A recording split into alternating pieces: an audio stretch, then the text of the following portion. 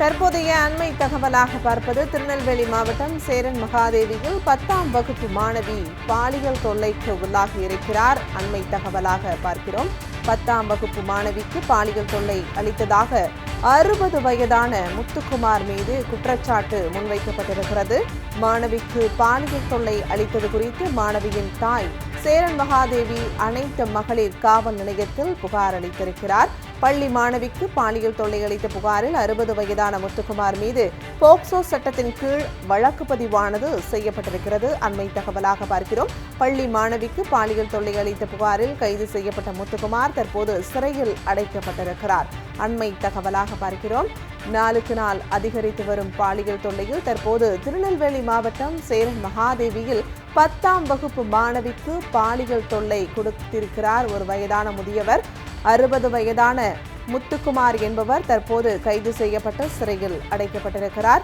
மாணவிக்கு பாலியல் தொல்லை அளித்தது குறித்து மாணவியின் தாய் சேரன் மகாதேவி அனைத்து மகளிர் காவல் நிலையத்தில் புகார் அளித்ததின் பேரில் தற்போது 60 வயதான முத்துக்குமார் என்பவர் கைது செய்யப்பட்டு சிறையில் அடைக்கப்பட்டிருக்கிறார்.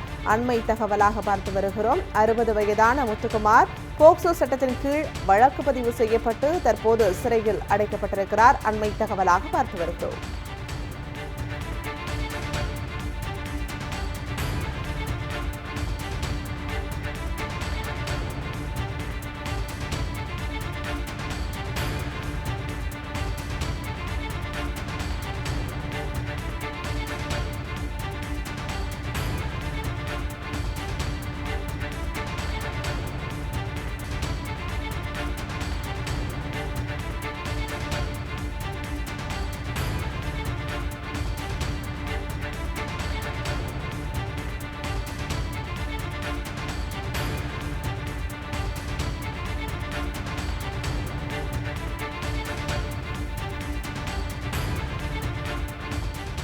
திருநெல்வேலி மாவட்டம் சேரன் மகாதேவியில் 10ஆம் வகுப்பு மாணவிக்கு பாலியல் தொல்லை அளிக்கப்பட்டிருக்கிறது. இதில் 10ஆம் வகுப்பு மாணவிக்கு பாலியல் தொல்லை அளித்ததாக 60 வயதான முத்துக்குமார் என்பவர் தற்போது போக்சோ சட்டத்தின் கீழ் கைது செய்யப்பட்டிருக்கிறார்.